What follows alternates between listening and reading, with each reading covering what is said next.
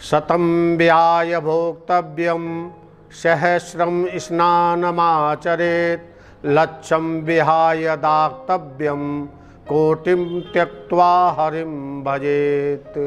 सभी धर्म प्रेमियों को सादर जय गुरुदेव, जय मां विंध्यवासिनी। आज हम चर्चा कर रहे हैं पंचकों के बारे में। पंचकों में क्या करें और क्या ना करें। पंचक है क्या? जब चंद्रमा गोचर में शनि की कुंभ राशि पर और बृहस्पति की मीन राशि पर रहते हैं तब पंचकें लगती हैं। पंचवान धनिष्ठात पंचकम परिकीर्त्यते ग्रहार्थम तृणकाष्ठानां संग्रहम तत्र वर्जयेत।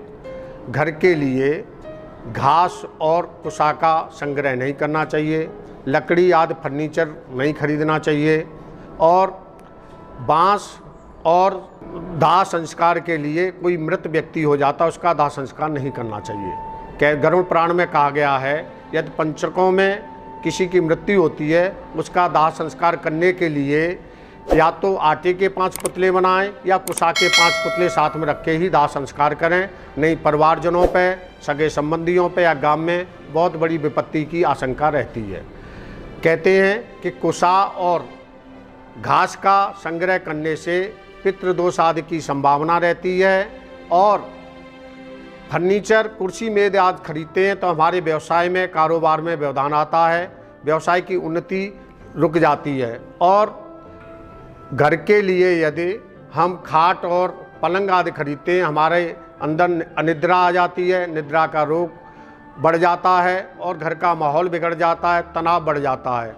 और छत और लेंटर जिसको कहते हैं कि पंचकों में विशेष रूप से लेंटर आदि छत का कार्य नहीं करना चाहिए, क्योंकि घर में जो भी हम निर्णय लेते हैं, जो भी घर में विचार करते हैं, परस्पर वो विचारों का तालमेल नहीं होता है, परस्पर कलह बढ़ती है और घर का माहौल बिगड़ जाता है, ऐसा कहा गया है। विशेष रूप से बहुत लोग कहते हैं कि दक्षिण दिशा की यात्रा भी पंचकों में नहीं करना चाहिए, क्योंकि दक्षिण दिशा के देवता यम होते हैं, लेकिन कभी ऐसी आवश्यकता पड़ जाए कि हमको पंचकों में जाना अनिवार्य है तो हनुमान जी के मंदिर में जाके 5 लड्डू और 5 फल चढ़ाने के बाद आप यात्रा कर सकते हैं। ऐसा शास्त्रों में इसका उपाय बताया गया है। पंचक है क्या? देखो, धनिष्ठा, शतभिषा, पूर्वा भाद्रपदा, उत्तरा भाद्रपदा, रेवती, इनमें पंचक लगती है। ये बहुत ही शुभ नक्षत्र हैं।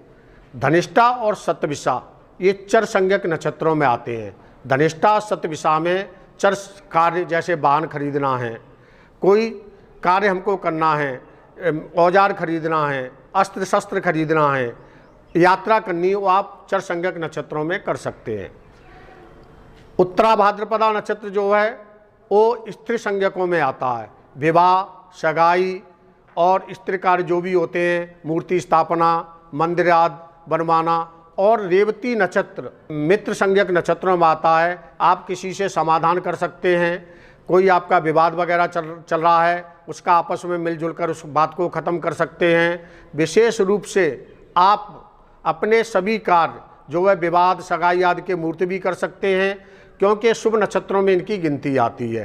पंचक यदि रविवार के दिन लगे उसको रोग पंचक कहते हैं, सोमवार के दिन लगे उसको राज पंचक कहते हैं, मंगलवार के दिन यदि पंचक लगती है उसको अग्नि पंचक कहते हैं, शुक्रवार के दिन जो पंचक लगती है उसको हम चोर पंचक कहते हैं, शनिवार के दिन जो पंचक लगती है उसको मृत्यु पंचक कहते हैं।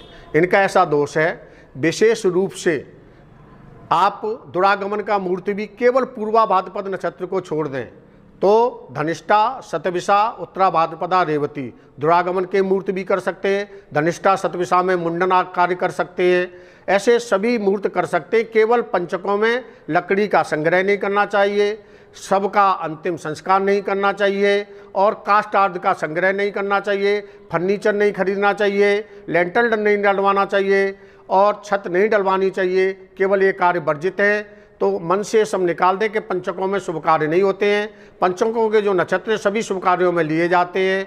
जय श्री राम, जय मां विंध्यवासिनी, जय जय श्री राधे।